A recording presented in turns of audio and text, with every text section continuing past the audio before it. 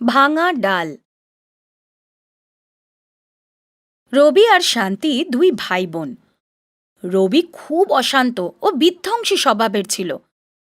যত্নে লাগানো শান্তির সুন্দর গাছগুলোকে উপড়ে ফেলে দেওয়া রবির অভ্যাস হয়ে গেছিল। ও মায়ের কথা একদম শুনত না, আর মায়ের মাথা ব্যথা হয়ে গেছিল ওকে নিয়ে। একদিন বাগানে হঠাৎ শান্তি চেঁচিয়ে উঠল, মা, মা, এই রবিটাকে দেখো এসে। রবি, কি করছিস কি তুই ওখানে? মা বাগানে এলো। দেখো না মা, রবি আমার খাবার গাছগুলো উপড়ে ফেলেছে। রবি, তুই রোজ ওর সাথে ঝগড়া করিস কেন রে? আর ওর এত যত্নে লাগানো গাছগুলো তুই উপড়ে দিলি কেন? আমার কথা তোর মাথায় ঢোকে না? দিন দিন তুই সীমা ছাড়িয়ে যাচ্ছিস। একদিন রবি পাশের বাড়ির বাগানে গিয়ে আম গাছে চড়ে বসল। ওদিন রবি প্রচণ্ড রেগেছিল, কারণ সেদিনও ওর বোনের গাছ উপড়োতে পারেনি। রাগের মাথায় ও গাছের একটি ডাল লাথি মেরে ভেঙে ফেলল, কিন্তু ওই ডালটার সাথে ও মাটিতে পড়ে গেল। ও বুঝতে পারছিল না এবার কি করবে। হঠাৎ শুনল কেউ ওকে ডাকছে। ও ভাইয়াইটি আমার, আমায় শুনতে পাচ্ছ? আস্তে আস্তে উঠে ও এদিক ওদিক দেখল, কিন্তু ওখানে কেউ ছিলই না। আরে, এই তো আমি, এদিকে ঘুরে তাকাও, আমি যাচ্ছি তোমায়। রবি নিচের দিকে তাকালো। আওয়াজটা ওই ডালের ছিল যেটাকে ও লাথি মেরে ভেঙেছিল। হ্যাঁ রে ভাই, আমি ওই ডালটাই। তুমি আমায় লাথি মেরে ভেঙে নিচে ফেললে কেন? অবাক রবি কিছুই বলতে পারল না। কি ক্ষতি করেছিলাম আমি? কেন করলে আমার সাথে এরম? আমার অবস্থাটা দেখো খানিক। আমিও আমার ভাই কি না করি তোমার জন্য। তুমি জানো না, আমরা ছায়া দিই, সূর্যের তাপ কমাই, ফল আর সবজিও দিই। আমরা নিজেদের শরীর তোমার বাড়ি বানানোর জন্যও দিয়ে দিই। মানুষের দ্বারা নির্গত কার্বন ডাই অক্সাইড শুষে নিয়ে তোমাদের জন্য শুদ্ধ অক্সিজেন দিই। শুধু এই নয়, যেখানে তুমি বসো সেই টেবিল আর যেখানে তুমি লেখো সেই ব্ল্যাকবোর্ডও আমাদের থেকেই তৈরি। তুমি কি জানো এইসব? আমি আরও কিছু জানাই তোমায়। পৃথিবীতে বৃষ্টি হওয়ার কারণও আমরা। জমির ভাঙন রোধ করে আমরা মানুষের মদত করি। তোমার রোগ ভোগের জন্য আমি জড়িবুটিও দিই। পাখি ও পশু ঘন জঙ্গলে আশ্রয় নেয়। ভাইটি আমার, বুড়ো হয়ে যখন ভেঙে পড়ি তখন আমরা জ্বালানি কাঠ হয়ে যাই। যদি টাকার হিসেবে তুমি আমাদের মূল্য জানতে চাও, তবে বলবো যে একটি গাছের দাম প্রায় ৩৫ লক্ষ টাকা। কিন্তু এই সবের প্রতিদানে তুমি আমাদের কি দাও? আমি কোনো আশা করছি না, তবু শুধু জানতে চাইছি। ডালের কথায় রবি এতটাই মগ্ন হয়ে গেছিল যে প্রশ্বাস নিতেও ভুলে গেছিল। আরে, কি হলো তোমার? গাছের মতো চুপ করে বসে কেন? তোমার মতো মানুষই তো আমাদের লাথি মারে, ভেঙে ফেলে। কেউ কেউ তো আমাদের উপর কুড়ুলো চালায়। আমি আমাদের ধ্বংসের চিন্তা করি না, কিন্তু আমাদের শেষ করে তোমরা নিজেদের সর্বনাশ ডেকে আনছো। তোমরা কি এইটুকুও বোঝো না? এসব দেখে তো আমার চিন্তাই হয়। ওই ডালের কথায় রবি খুব চিন্তিত হয়ে উঠল। ভুল করেছি। আমি যা করেছি দোষ করেছি। আমায় ক্ষমা করে দাও।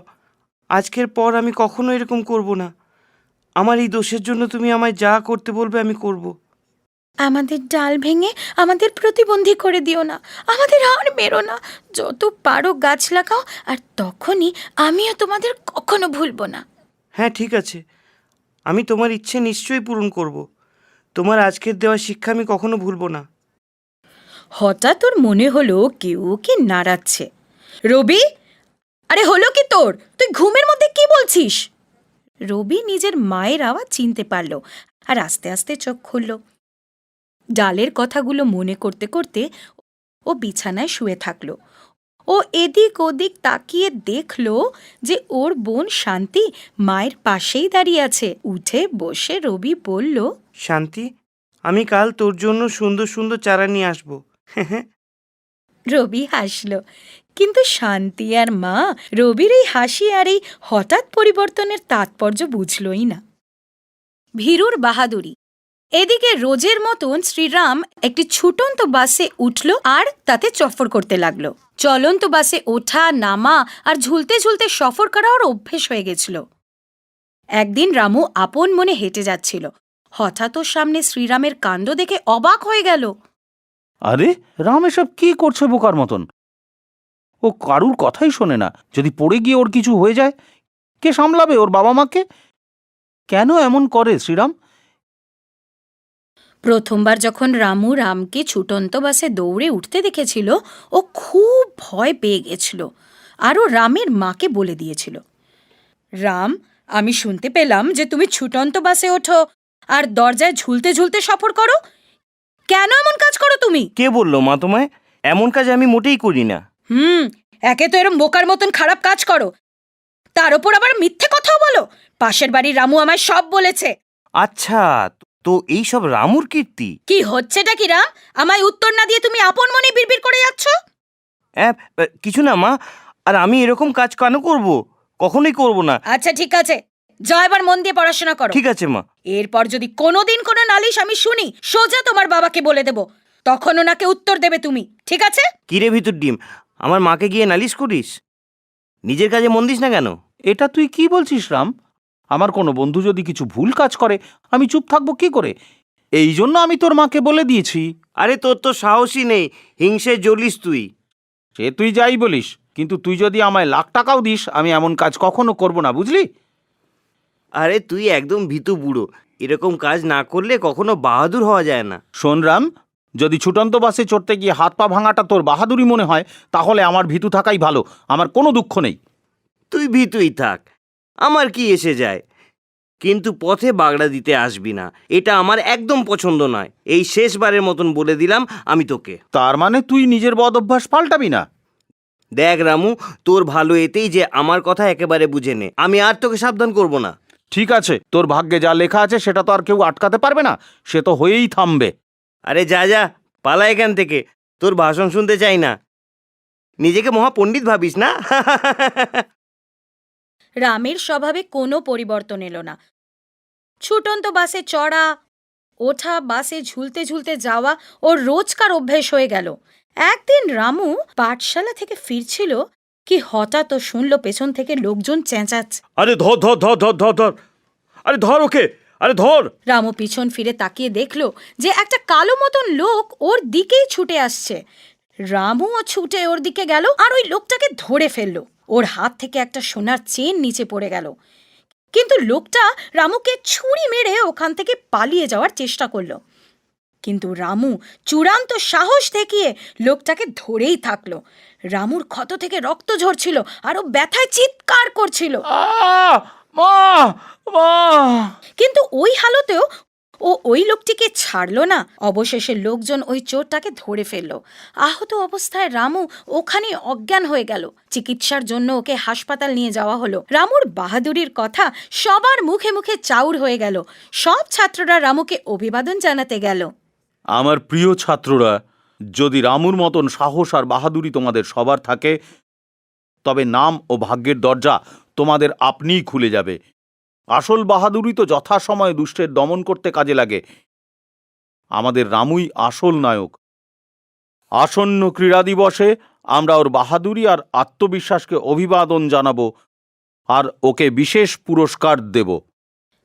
ছাত্রদের হাততালিতে সমস্ত পরিবেশ ভরে উঠল। এদিকে রোজের মতন রাম একটি ছুটন্ত বাসে লাফিয়ে চড়তে গেছিল, কিন্তু এবার ওকে ইন্সপেক্টর ধরে ফেলল। দয়ার ভিক্ষে চাইলেও রামের সাজা হলো। ওই দিন রাম স্কুলে সবার পরে পৌঁছালো, তাও এক রাশ লজ্জা নিয়ে। শিক্ষক ও ছাত্রদের থেকে রামুর প্রশংসা শুনল।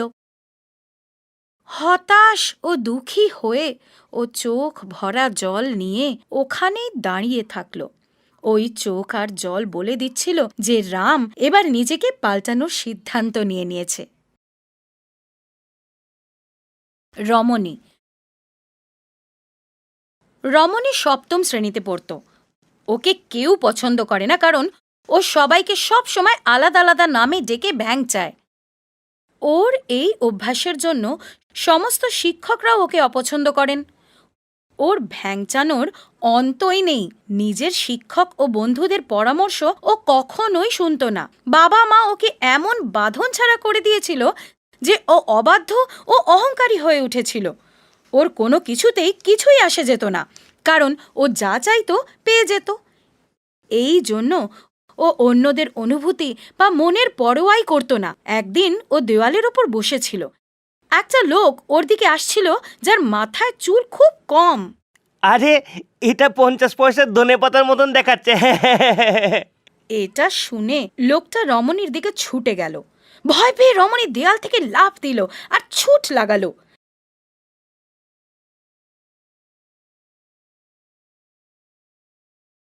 পালাতে গিয়ে একটা সাইকেলের সাথে ধাক্কা খেয়ে খুব জোর পড়ে গেল।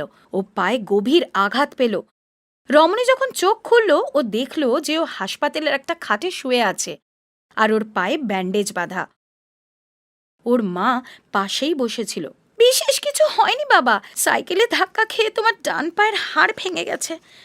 ডাক্তার বলেছে ঠিকভাবে হাঁটতে তোমার অন্তত 1 মাস লাগবে। উনি ওষুধ দিচ্ছেন, সব ঠিক হয়ে যাবে, তুমি চিন্তা করো না বাবা। রমণী এবার কাঁদতে লাগলো। মা, আমি স্কুলে যেতে পারবো না, খেলতে পারবো না, এবার আমি কি করব? 1 সপ্তাহ বাদে তুমি স্কুলে যেতে পারো, আর চিন্তা করো না এখন তুমি। রমণী আস্তে আস্তে ল্যাংচাতে ল্যাংচাতে স্কুলে গেল। হঠাৎ সব বাচ্চাদের ভ্যাংচানোর আওয়াজ পেল। দেখ দেখ ওই বাটে ল্যাংড়া গাধা হাঁটে, ল্যাংড়া হেঁটে এলো, খাটে পড়ে চেঁচালো। সব বাচ্চারা একসাথে গাইছিল, হাততালি দিচ্ছিল আর জোরে জোরে হাসছিল। রমণী সব বুঝছিল, কিন্তু ও কি বা করত? ওর চোখ আর মন দুঃখে ভরে এলো। ও মাথা নত করে চলল। এখন ও বুঝল যে ও যখন অন্যদের ভেঙাতো তখন ওদেরও খারাপ লাগতো, অপমান আর দুঃখ অনুভব করতো তারা। ও বুঝে গেছিল যে কাউকে ভেঙালে তার খুব দুঃখ হয়।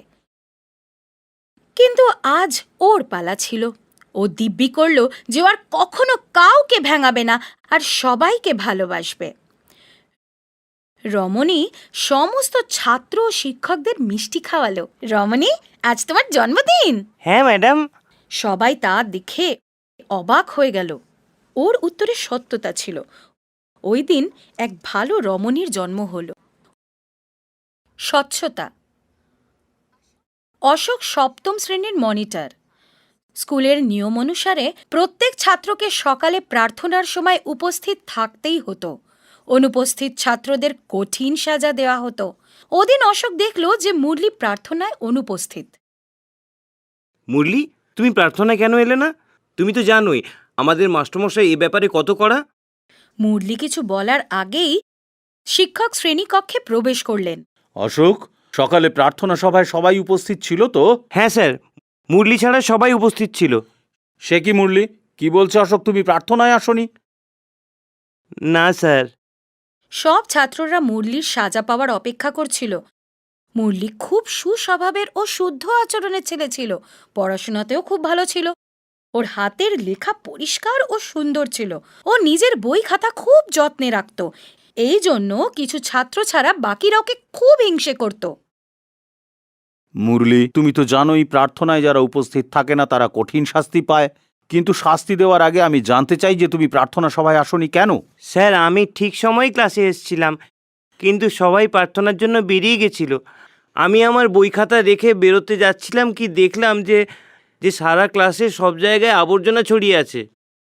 সারাটা ক্লাস নোংরা হয়ে গেছিল। স্যার, আপনি তো বলেছিলেন যে পরিচ্ছন্নতা ভগবানের দোসর। আমাদের শ্রেণীর সাফাই মনিটর নিজের কাজটা ঠিক মতন করেনি, এই জন্য আমি পুরো ক্লাসটা পরিষ্কার করে দিলাম, কিন্তু আমি প্রার্থনার জন্য পৌঁছতে পারলাম না। স্যার, আপনি শিখিয়েছেন কোনো কাজই ছোট হয় না, তাই এই কাজটা আমি নিজে করলাম। যদি কিছু ভুল করে থাকি তো দয়া করে আমাকে ক্ষমা করবেন।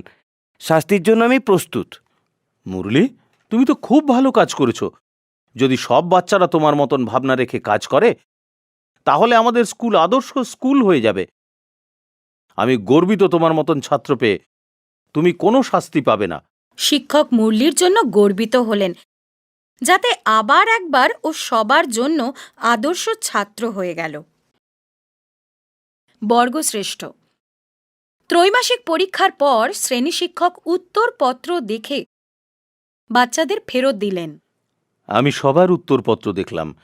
এবার আমাদের শ্রেণীতে 2 জন ছাত্র প্রথম স্থান পেয়েছে। এটা কি করে হয়? প্রত্যেকবারের মতন কৃষ্ণা তো প্রথম স্থান পাবে, দ্বিতীয় ছেলেটিকে। ওটা আমি তো হতে পারি না। সমস্ত ক্লাসে নীরবতা ছড়িয়ে পড়ল। ও হচ্ছে আমাদের শঙ্কর। সবাই একে অপরের দিকে দেখতে লাগলো। শঙ্করের নাম্বার পিছন দিক থেকে প্রথম। এটা শুনে সমস্ত ক্লাসে হাসির ঢেউ ছড়িয়ে পড়ল। কেউ হাসবে না, কেউ হাসবে না। শঙ্কর, তুমিও ভালো নম্বর পেতে পারো, কিন্তু তার জন্য তোমায় রোজ সিনেমা দেখা, অনেক রাত অবধি টিভি দেখা বন্ধ করতে হবে। ভোর 5টায় ওঠার অভ্যেস করো। হোমওয়ার্ক পরের দিন নয়, ওই দিনই আর তখনই শেষ করো। যদি পড়ালেখায় কোনো সংশয় থাকে নির্দ্বিধায় আমাকে জিজ্ঞেস করতে পারো। স্যার, এসব যদি আমি করতে পারি তাহলে কি প্রথম স্থান পেয়ে পাশ করতে পারবো? চেষ্টা করলে অবশ্যই পারবে। ওদিকে শঙ্করের বাড়িতে, আরে শঙ্কর, কাল অবধি তো আমি 1000 ডাকলে তুই 8টার আগে ঘুম থেকে উঠতিস না। আজে কি নিজেই উঠে পড়তে বসে গেছিস? এটা কি করে হলো? আগে কফিটা খেয়ে নে। শঙ্কর যবে থেকে নিজের শিক্ষকের দেখানো পথে চলতে শুরু করলো, মাত্র 3 মাসের মধ্যেই শঙ্কর উন্নতির পথ দেখতে পেল। এবার আমি বার্ষিক পরীক্ষার ফল প্রকাশ করতে চলেছি। এবার প্রথম স্থানে আছে শঙ্কর, ওই শঙ্কর যে সব সময় শেষ নম্বরে থাকতো।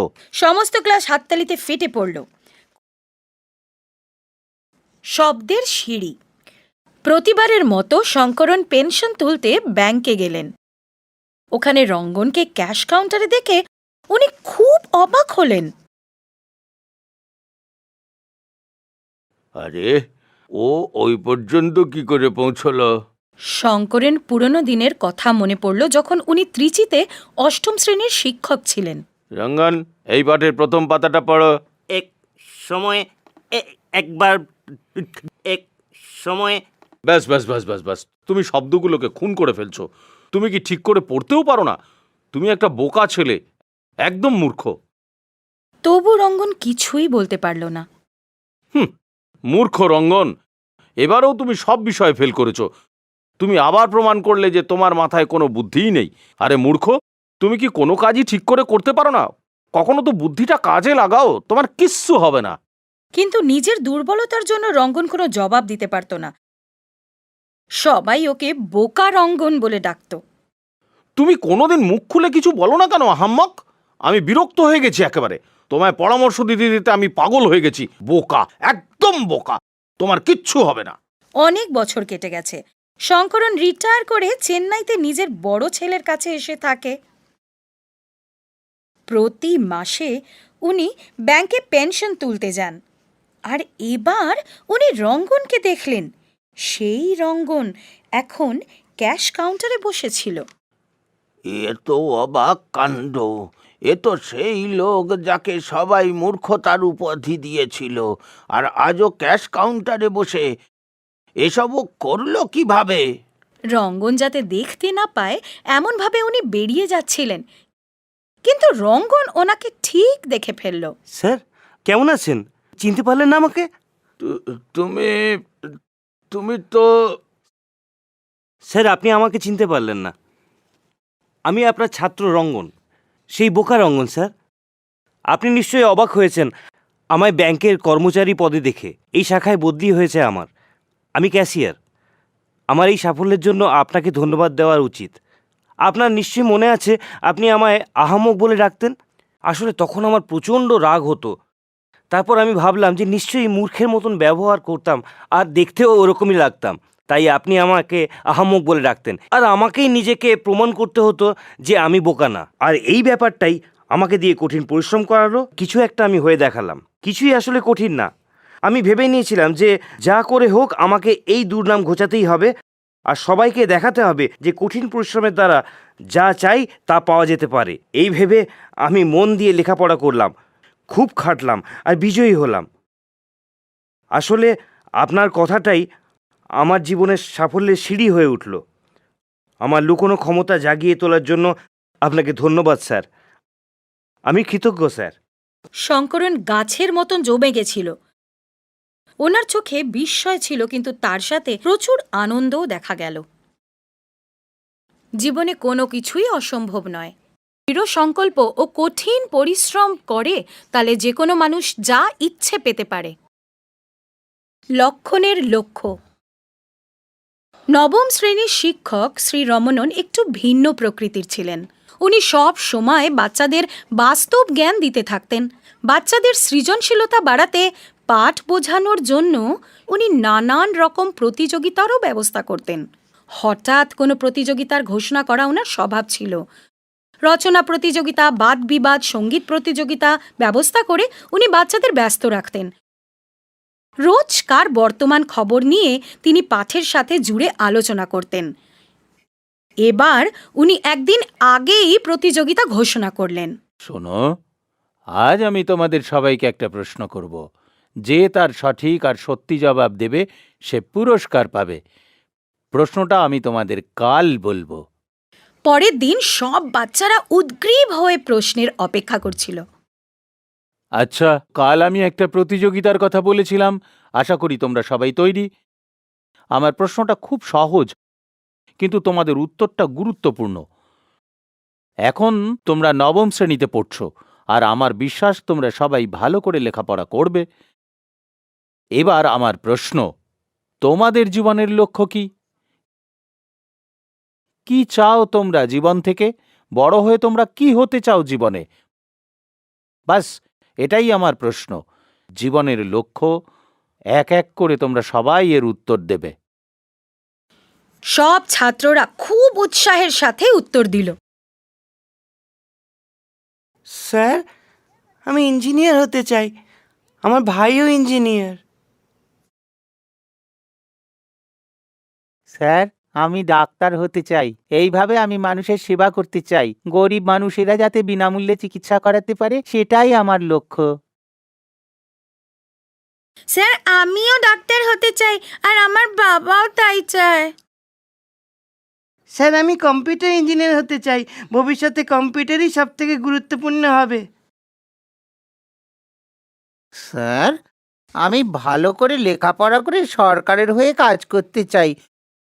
ওটা সব থেকে সুরক্ষিত জায়গা। আমার মা সব সময় বলে যে সরকারি চাকরির 1 টাকা রোজগার করাও অনেক বড় কথা। স্যার, আমি সিনেমার অভিনেতা বা নির্দেশক হতে চাই। অনেক টাকা রোজগার করার এটা একটা দারুণ উপায়।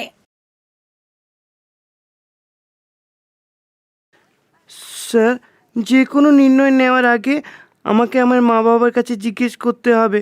ওনাদের জিজ্ঞেস না করে আমি কিছু বলতে পারবো না। স্যার, আমি শিক্ষক হতে চাই। শিক্ষক হয়ে আমি আপনার মতো প্রতিযোগিতার ব্যবস্থা করব।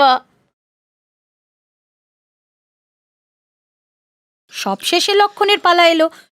লক্ষণ খুব ভাবনায় ডুবেছিল। লক্ষণ, তোমার কি কোনো লক্ষ্য নেই? তুমি কি ভাবছো বলো? স্যার, আমি কি আমার ভাবনা মন খুলে বলতে পারি? নিশ্চয়ই লক্ষণ, এখানে কোনো বিধিনিষেধ নেই। আমি এই জন্যই প্রশ্ন করেছি যাতে তোমাদের মনের কথা জানতে পারি। যা মনে আছে বলো। স্যার, এখনই উচ্চশিক্ষা, চাকরি বা আমি বড় হয়ে কি হব সেই নিয়ে আমার কোনো স্বপ্ন নেই। কিন্তু যে শিক্ষাই পাই না কেন, চাকরি করি বা যে কোনো কাজ হাতে নিই, ওটাকে মন দিয়ে পুরো করার চেষ্টা করব। আর সব কাজ খুব গুরুত্ব দিয়ে পূরণ করব। এখন একটা ছাত্র হিসেবে ভালো আর খাঁটি ছাত্র হয় আমার উদ্দেশ্য। আমি এমন একটা মানুষ হতে চাই যার কোনো খারাপ অভ্যেস নেই। জীবনে যে কোনো লক্ষ্য স্থাপন করার আগে আমি একটি সৎ মানুষ হতে চাই। ব্যাস, এটাই আমার স্বপ্ন, আর এই আমার জীবন লক্ষ্য। সব বাচ্চারা লক্ষণের কথা মন দিয়ে শুনছিল। এই বয়সের বাচ্চার থেকে এরম বুদ্ধির কথা শুনে রমনন স্তম্ভিত হয়ে গেলেন। বাচ্চারা, তোমরা সবাই খুব সাধুতার সাথে উত্তর দিয়েছ, কিন্তু লক্ষণের মতো ভাবনা কারুর নেই। আমরা স্কুলে আসি সুশিক্ষার জন্য, ভালো অভ্যাস শিখতে আর ভালো ব্যক্তিত্ব তৈরি করতে। আমাদের লেখাপড়া এতে আমাদের সাহায্য করে, কিন্তু জীবনের ব্যাপারে আমরা ভাবি না। যদি লক্ষণের ভাবনায় আমরা আমাদের জীবনকে সাজাই, তাহলে আমরা নিজেদের উজ্জ্বল ভবিষ্যতের সাথেই একটা সুস্থ সমাজও তৈরি করতে পারব। আমি খুব খুশি ও গর্বিত যে এই পুরস্কার মহাত্মা গান্ধীর আত্মকথা মাই এক্সপেরিমেন্টস উইথ ট্রুথ আমি লক্ষণকে দিচ্ছি। সমস্ত শ্রেণী হাততালির আওয়াজে ভরে গেল। রমননের মনে হলো এই আওয়াজ এক নতুন যুগের আগমন বার্তা। বেকার বন্ধু। বালু আর রাজু ঘনিষ্ঠ বন্ধু ছিল। দুজনেই অষ্টম শ্রেণীতে পড়ত। ওরা একসাথে পাঠশালা যেত আর একে অপরের খুব সাহায্য করত। পাঠশালায় ওরা নিজেদের খাবার ভাগাভাগি করে খেত আর পরীক্ষার সময় একসাথে পড়াশোনা করত। ওদের গভীর আর আন্তরিক বন্ধুত্ব দেখে শিক্ষক আর অন্য ছাত্ররা খুব অবাক হতো। কিন্তু এখন পরিস্থিতি খানিক ভিন্ন। এখন আর ওরা বন্ধু না, এমনকি ওরা একে অপরের মুখ দেখতেও চায় না। কিন্তু কেন? এমন কি হলো ওদের মধ্যে? এই প্রশ্নের উত্তর বালু দিল। আমাদের আলাদা হয়ে যাওয়াটা খুব দুঃখের ঘটনা। আমি ওর জন্য অনেক কিছু করেছিলাম। রাজুর জন্য আমি সব সময় শিক্ষকদের কাছ থেকে সাজা পেয়েছি। আমি জানি কখনো কখনো ও ভুলভাল কাজে ফেঁসে যেত। গত পরীক্ষার সময় ও আমার খাতা থেকে টুকতে চাইছিল, কিন্তু আমি করতে দিইনি। টুকলি করা খারাপ, এই জন্য ও আমার ওপর খুব রেগে গেল। অঙ্ক পরীক্ষার দিন তো নকল করবার জন্য ও আমার হাত থেকে খাতা প্রায় ছিনিয়ে নিল। আমার খুব রাগ হলো, আমি তাকে বকলাম। তুই আমার সব থেকে প্রিয় বন্ধু, পরীক্ষার সময় এইটুকু সাহায্য করতে পারিস না? এইটুকু একটা ব্যাপার পারিস না তুই? ছোট হোক কি বড়, আমি তোকে বা কাউকেই নকল করতে দেব না। আজকের পর তোর সাথে আমি কথাই বলবো না। এতদিনকার বন্ধুত্বের জন্য ধন্যবাদ। ঠিক আছে, আমরা ঘনিষ্ঠ বন্ধু, কিন্তু তার মানে এই নয় যে ওকে আমি টুকতে দেব। সত্যবাদিতা ছাড়া বন্ধুত্ব কিসের? কিন্তু রাজু এটা বুঝতো না। সাহায্য না করায় ও খুব হতাশ হয়ে গেল। টুকলি করা তো নিজেকে, শিক্ষকদের, বন্ধুদের, এমনকি ঈশ্বরকেও ফাঁকি দেওয়া। এই জন্য আমরা এখন আলাদা। নিজের বন্ধুর মদত অবশ্যই করা উচিত, কিন্তু তাই বলে পরীক্ষায় কখনো না। এবার আপনিই বলুন, আমার নির্ণয় ভুল ছিল না ঠিক? বালু খুব দুঃখের সাথে বলল যে এইভাবেই ওদের বন্ধুত্ব শেষ হয়ে গেল। মাধবনের পরিবর্তন। মধু, মধু, কি হলো বাচ্চা? কি চাই তোমার? আমি ভারতী, মাধবনের বন্ধু। ওর সাথে দেখা করতে এসেছি। ও কি ঘরে আছে? ও তো ফেরেনি এখনো স্কুল থেকে। ঠিক আছে, মাসিমা ওকে বলো যে ভারতী ওর সাথে দেখা করতে এসেছিল। মাধবন আর ভারতী একই শ্রেণীতে পড়তো। ওরা খুব ভালো বন্ধু ছিল। মাধবন খুব বুদ্ধিমান ছিল আর সবার সাহায্য করত। ওর হাতের লেখা স্পষ্ট ও সুন্দর ছিল। ওর চিন্তা ভাবনা সব সময় ভাবতে বাধ্য করত। কিন্তু ও কখনো এক জায়গায় বসতো না। এক সাধারণ ছাত্র হওয়ার দরুন কখনো ভালো নম্বর পেত তো কখনো ফেল করে যেত। তবুও ও বুদ্ধিমান ছেলে ছিল আর কোনো বদভ্যাস ওর ছিল না। ওর বন্ধু ভারতী সব সময় ওকে সাহায্য করত, কিন্তু ওর মধ্যে কোনো পরিবর্তন আনতে সক্ষম হতে পারেনি। মাধবন, আমরা 10ম শ্রেণীতে পড়ছি, আর এটা খুব গুরুত্বপূর্ণ একটা বছর। আমাদের উচ্চশিক্ষা এই পরীক্ষার উপর নির্ভর করছে। তুই তো সবই জানিস, তাহলে একটু পরিশ্রম করিস না কেন? আমি তোকে সাহায্য করব। মাধবন সবসময় ওর কথা উপেক্ষা করত, কিন্তু শেষ পরীক্ষাটা কাছে আসার আগে সবাই ওর মধ্যে একটা পরিবর্তন লক্ষ্য করল। ও এখন শান্ত হয়ে বসে সব শুনত আর বাড়ি গিয়ে পড়াশোনা করত। নিজের সময় নষ্ট করা ছেড়ে দিয়েছিল। এই পরিবর্তনে সবাই খুশি ছিল, কিন্তু ঘনিষ্ঠ বন্ধু হওয়ার দরুন। মাধবন, হঠাৎ এই পরিবর্তন কেন? কি ব্যাপার? মাধবন কিছুক্ষণ চুপ করে থাকল। যদি তুমি বলতে না চাও, কোনো ব্যাপার নয়, ভুলে যাও। না না, রাগ করিস না ভারতী। তুই তো জানিস আমার বাবা একটা কারখানায় কাজ করে। আমার একমাত্র ভাই সকালে খবরের কাগজ বিলি করে কলেজে যায়, তারপর বিকেলে একটা কোম্পানিতে অর্ধেক দিন কাজ করে। আমার মা কিছু ঘরে কঠিন পরিশ্রম করে, কিন্তু আমি এতদিন এই খবর রাখতাম না। রোজকার মতন আমি একদিন দেরি করে বাড়ি ফিরেছি। বাবা, মা আর দাদা কথা বলছিল, মাধবন যাতে উচ্চশিক্ষা পায় সেই জন্য আমরা কঠিন পরিশ্রম করছি। আমি আমার লেখাপড়া শেষ করতে পারলাম না, অন্তত ও তো উচ্চশিক্ষা পাক। ব্যাস, এই একটাই আমার ইচ্ছা। হ্যাঁ বাবা, আমারও এটাই ইচ্ছে। আমি তো ভালো ছাত্র ছিলাম না, কিন্তু মাধবন খুব বুদ্ধিমান। ও যদি আর একটু বেশি খাটে, যা চায় তাই করতে পারে। প্রত্যেক মাসে আমি আমার রোজগারের 1 ভাগ ওর পড়াশোনার জন্য বাঁচিয়ে রাখি। আমিও এটাই ভাবি। এই ওর বাড়ি আসার আগে তাই ওর জন্য ভালো ভালো রান্না করে রাখি, ওকে যেন কখনো ক্ষুধার্ত না থাকতে হয়। চিন্তা করো না মা, আমার প্রিয় ভাই আমাদের ইচ্ছে অবশ্যই পূরণ করবে। আমার পরিবার আমায় কত ভালোবাসে, কত আশা রাখে তারা আমার উপর। আমি ওদের সব ইচ্ছে পূরণ করব। আমার জন্য ওদের ভালোবাসা আর ভাবনা দেখে আমার চোখে জল এসে গেল। ওদের বিশ্বাসের মান রাখতে হবে আমায়। ওদের স্বপ্নকে বাস্তব করার জন্য আমায় কঠিন পরিশ্রম করতে হবে। ওই দিন থেকে আমি একদম পাল্টে গেলাম। মাধবনের ভাবুক কথাবার্তা শুনে ভারতী একটা কথা তো বুঝেই গেল যে কোনো পরামর্শ ততক্ষণ পরিবর্তন আনতে পারে না যতক্ষণ না মানুষ নিজেকে পরিবর্তন করার ইচ্ছে মনে না আনে নেয় আর চেষ্টা না করে। যখন আমরা নিজের আসল পরিচয় জানতে পারি তখন নিজেকে পরিবর্তিত করা ছাড়া আর কোনো পথ আমাদের সামনে থাকেই না। গণেশের প্রশ্ন। রবি আর গোপাল একসাথে পড়ত। গোপাল সব সময় প্রথম স্থান পেত।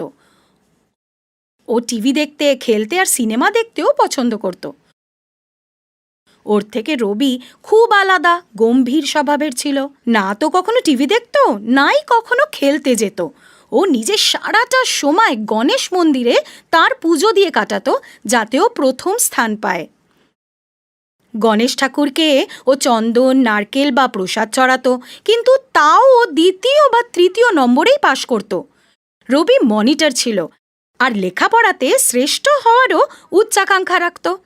এবারের পরীক্ষাতেও গোপাল প্রথম স্থান পেয়ে উত্তীর্ণ হয়েছিল আর রবি চতুর্থ স্থান পেয়ে। হতাশ আর দুঃখী হয়ে বাড়ি গিয়ে ও নিজেকে একটা ঘরে বন্দি করে নিল। মায়ের কোনো প্রশ্নর উত্তরও দিল না। গণেশ ঠাকুরের ছবির সামনে বসে ও এক মনে তাঁর দিকে তাকিয়ে থাকল। ও শুনল কেউ যেন ওর নাম ধরে ডাকছে। রবি, কে ওখানে? ও পিছন ফিরে দেখল আর অদ্ভুত কাণ্ড, ও দেখল সাক্ষাৎ গণেশ বাবাজি ওখানে দাঁড়িয়ে। রবি খুব অবাক হলো। ও বুঝতেই পারল না যে কি করবে ও এখন। ও গণেশ বাবাজির পায়ে পড়ে গেল। ওঠো রবি, এখানে এসে বসো। রবি ওর পাশে গিয়ে বসল। কাঁদতে কাঁদতে ওর চোখ লাল হয়ে গেছিল। কান্না থামাও আর আমার দিকে তাকাও। তুমি বাচ্চাদের মতো কাঁদছো কেন? কাঁদবো না কেন? কতবার আপনাকে আমি অনুনয় করেছি যে আমার সাহায্য করুন, কত উপহার আপনাকে আমি দিয়েছি, কিন্তু এবারও আমি প্রথম স্থান পেলাম না। আমি খুব দুঃখী। ঠিক আছে, এবার আমি তোমায় কিছু প্রশ্ন করব। ওগুলোর সঠিক উত্তর দিও, তবে তুমি নিজেই বুঝবে যে তুমি চতুর্থ স্থান কেন পেয়েছ। ঠিক আছে। পরীক্ষার দিনগুলো তুমি সকালে কটায় উঠতে? ভোর 4টের সময়। আর তুমি কতবার তোমার পাঠ মুখস্থ করেছিলে? রবি কোনো উত্তর দিল না। বিকেলে স্কুল থেকে ফিরে এসে তুমি কি করতে? আপনার ছবির সামনে প্রার্থনা করতাম আর মন্দিরে গিয়ে 2 ঘন্টা আপনার পুজো করতাম। ঠিক আছে, বিকেল থেকে রাত অবধি তুমি কতক্ষণ পড়াশুনো করতে? হয়তো 8 ঘন্টা। স্কুলে শিক্ষকদের কথায় তোমার পুরো মন থাকতো তো? রবি কোনো উত্তর দিল না, কারণ ওর মন থাকতই না। রবি, তুমি রোজ নিজের পড়া করে রাখতে? না। তুমি কবার গ্রন্থালয়ে গেছো? রবি ভাবল যে ও তো কোনো দিন গ্রন্থাগারের দিকে এক পাও বাড়ায়নি। এর মানে হলো যে লেখাপড়া ছেড়ে বেশিরভাগ সময়টাই তুমি আমার পুজো করে কাটিয়েছ, তাই না? রবি সম্মতিসূচক ঘাড় নাড়াল। কিন্তু সবাই যে বলে শুদ্ধ মনে আপনার পুজো করলে ভালো নম্বর পাওয়া যায়, সব কিছুই ভালো হয়। এটা তো সত্যি কথাই যে আমার পুজো যে করে সে সুফল পায়। এরই কারণ পরীক্ষার সময় তোমার শরীর ভালো ছিল, তোমার স্মরণ শক্তি তীব্র ছিল, কিন্তু তুমি তোমার দিক থেকে কি করলে? নিজের লেখাপড়ায় তুমি একদম মন দিলে না। এর বদলে তুমি বেশিরভাগ সময় আমার কৃপা পাওয়ার উপাসনাতেই কাটিয়ে দিলে। সাধু সন্তুরা বলেন, যে অমলিন মনে নিজের ও নিজের পরিবারের জন্য কঠোর পরিশ্রম করে সে সব থেকে বেশি আমার কৃপা লাভ করে। এটা কি করে ভুললে তুমি? নিজের উপর আস্থা রেখে তোমার উচিত ছিল লেখাপড়া ঠিক করে করা। যদি এটা করতে, তুমি অবশ্যই প্রথম স্থান পেয়ে উত্তীর্ণ হতে, গোপালকেও হারিয়ে দিতে। কিন্তু তুমি নিজের পরিশ্রমটা করতে ভুলে গেলে আর এই জন্য মাত্র চতুর্থ স্থান পেলে। দেখো রবি, নারকেল আর প্রসাদের চেয়ে আমি পরিশ্রম বেশি ভালোবাসি। মনে রেখো, ভগবানের সাথে ব্যবসা করো না। আজ থেকে ভালো করে লেখাপড়া করো, কঠিন পরিশ্রম করো, তারপর আমার সাধনা করো। তুমি অবশ্যই প্রথম স্থান পেয়ে পাশ করবে। তথাস্তু। রবি গণেশ ঠাকুরকে কথা দিল। ঠিক আছে, আজ থেকে আমি আপনার আদেশ মানব। রবি নিজের চোখ খুলল, কিন্তু ওখানে গণেশ বাবাজি ছিলেনই না। ওর হাতে একটা খোলা বই আর মাটিতে কিছু ছবি পড়েছিল গণেশের। গণেশকে তার জায়গায় রেখে এসে ও বই খুলে মন দিয়ে পড়তে আরম্ভ করে দিল। রবির কান্না এখন একদম বন্ধ হয়ে গেছিল, আর মুখে একটা আত্মবিশ্বাস খেলা করছিল, যেন জানে ওর কি চাই আর কি করে চাই। নিজের ছবি থেকে গণেশ ঠাকুর মিটি মিটি রবির দিকে তাকিয়েছিলেন।